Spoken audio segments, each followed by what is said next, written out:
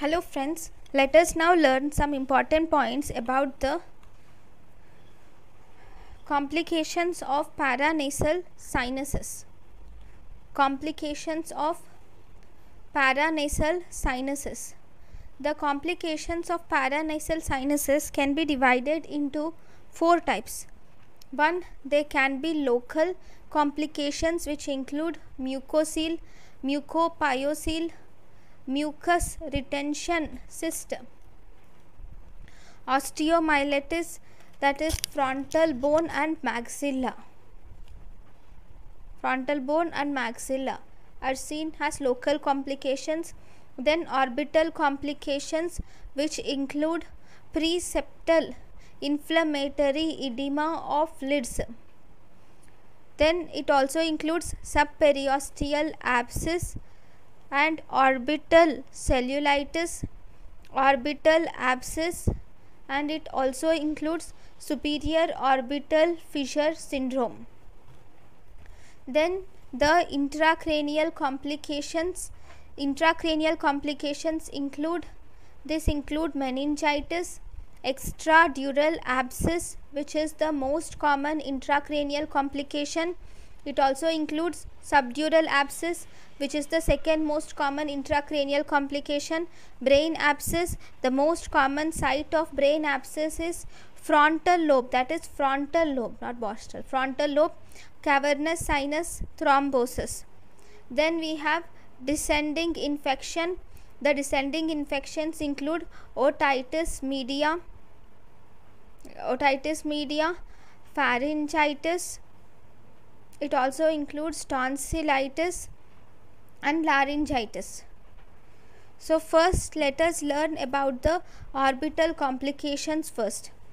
Orbital complications include orbital complications are the most common complications due to sinusitis. It is most commonly seen in children, most commonly associated with ethmoiditis. The clinical features include history of fever, pain in the eye in the site of the lesion. It causes chemosis, proptosis, diplopia, and vision is decreased. Then the first complication is superior orbital fissure syndrome. Superior orbital fissure syndrome occurs most commonly after sphenoiditis or sphenoidal sinusitis. Clinical features are: it presents with deep orbital pain, frontal headache, progressive paralysis of third, fourth and sixth nerves. The first nerve to get involved in superior orbital syndrome is sixth nerve. Then second, orbital apex syndrome. Orbital apex syndrome includes we have superior orbital fissure syndrome. It includes superior orbital fissure syndrome with optic nerve and maxillary nerve involvement.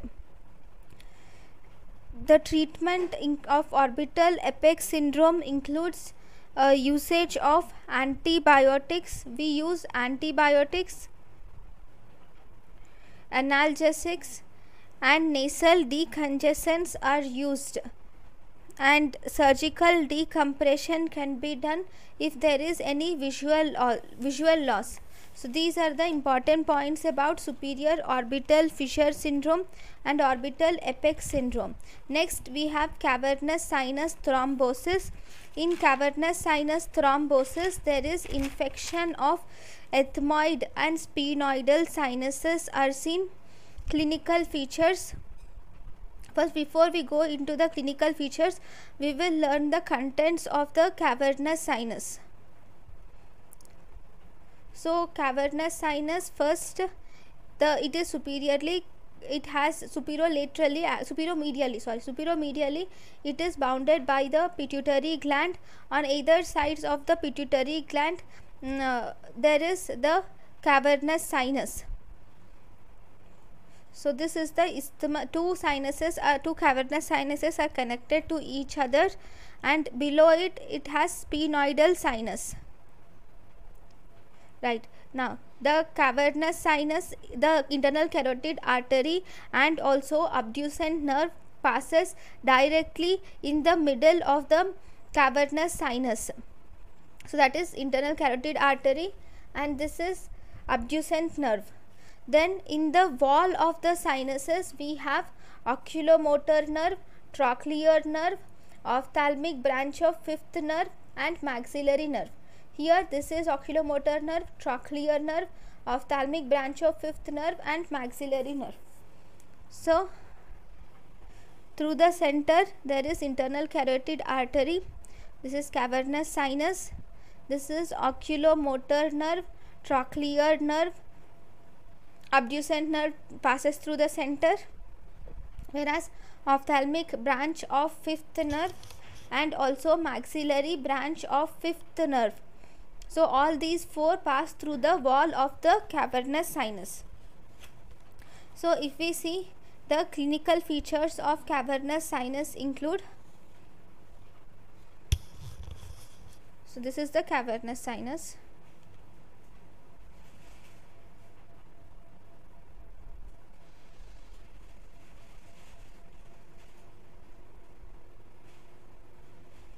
Okay.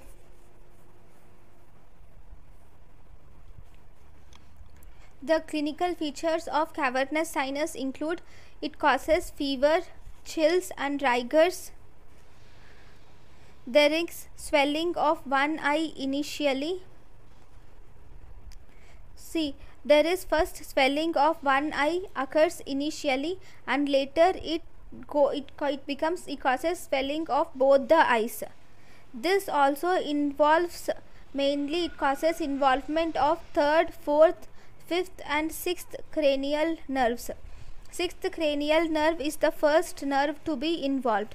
This sixth cranial nerve is lateral gaze palsy, causes lateral gaze palsy initially and it causes complete ophthalmoplegia. Then this also causes chemosis of conjunctiva. Then it causes proptosis, where the pupil is dilated and fixed due to sympathetic plexus around the internal carotid artery. So when internal carotid artery is compressed, even the sympathetic plexus around the internal carotid artery are compressed, causing proptosis. Optic nerve may also get damaged, thus decreasing vision. Fifth nerve is involved, especially the ophthalmic branch and maxillary branch are involved, thus decreasing the sensation in distribution of them, that is around the eyes, in the cheek. And there is engorgement of renal veins. The treatment of cavernous sinus thrombosis is, we use high dose antibiotics for 4 to 6 weeks along with drainage of involved sinus. Then the next complication of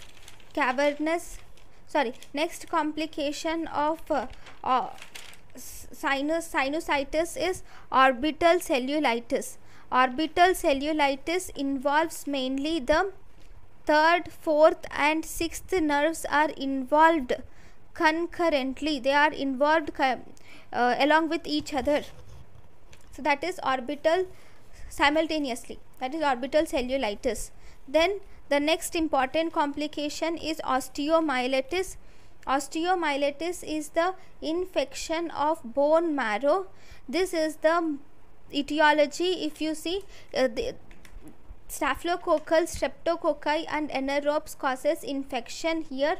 It is most commonly seen in the frontal bone because frontal bone is a diploic bone and thrombophlebitis are more commonly seen in the diploic bone. So there is more common infection of diploic bone, which is the frontal sinus. This is also most commonly seen in adults because in infants and children the sinus is not developed. So it is most commonly seen in children. In adults. If we see clinical features, fever, malaise, headache, it causes puffy swelling under the periosteum of the frontal bone, which is called as Pott's puffy tumor. The treatment is usage of broad spectrum antibiotics is done for 4 to 6 weeks, and then surgical drainage of the sinus is done through the frontonasal duct. With the help through the frontonasal duct, we will do surgical drainage of the sinus. Sometimes we also see osteomyelitis of maxilla. This is more common in infants and children, because in infants and children there is presence of spongy bone in the anterior wall of maxilla. Instead of having the tough bone in children, they have spongy bone. Because the spongy bone is weak, it easily gets infected. So osteomyelitis of maxilla is more common in infants and children. If you see dental complications, they are more common in maxillary sinus, because second premolar and first molar are directly related to maxillary sinuses. Then if you see the other systemic complications, one of the rare systemic complication is toxic shock syndrome. This toxic shock syndrome is a rare and fatal systemic complication.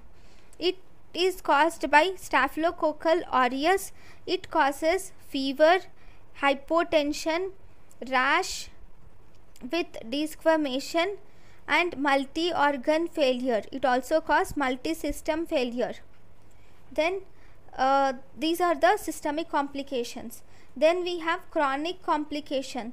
One of the chronic complication is formation of mucocele or pyocele. Sometimes mucocele or pyocele epithelial is an epithelial lined mucus containing sac which is completely filled with sinus, which is completely filling the sinus. If you see the etiology, sinusitis, whenever there is sinusitis, because of the swelling of the surrounding tissue, there is obstruction of ostia of sinus. This will lead to the sinus infection.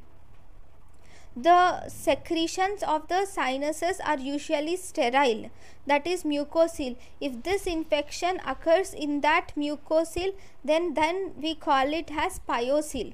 So this is the progression from mucocele to pyocele occurs if there is infection. It is most commonly seen in 40 to 70 years of age, and most common in frontal sinus, followed by ethmoidal sinus, then sphenoidal sinus, then finally maxillary sinus. Frontal sinus mucocele, it is most commonly seen, and it is firm, non-tender swelling in the superomedial quadrant of the orbit. Because of it being present in the superomedial quadrant, it will push the eyeball forward, downward and laterally. It will push the eyeball forward, downward and laterally, thus resulting in proptosis. Then we have ethmoidal sinus mucocele. This ethmoidal sinus mucocele is a retention cyst which pushes the orbit forward and laterally. So if I draw the sinuses, so let me draw the sinuses. If you see, first this is the orbit and this is the orbit on one side, okay, this is the eyelashes. So whenever there is a frontal sinus, this will push the, this is the frontal sinus, this is pushing the eyeball forward, downwards and laterally like this. So this is the ethmoidal sinus. Ethmoidal sinuses will pull the orbit forward and laterally. If there is frontal mucocele, this will pull the push the orbit forward, downwards and laterally. Treatment is, we can do radical frontoethmoidectomy, which is called as Lynch-Haworth incision, along with free drainage of frontal sinus into the middle meatus. So these are important points about the mucocele. So these are the complications, just about the complications due to sinusitis. Thank you guys for watching my lecture. Thank you.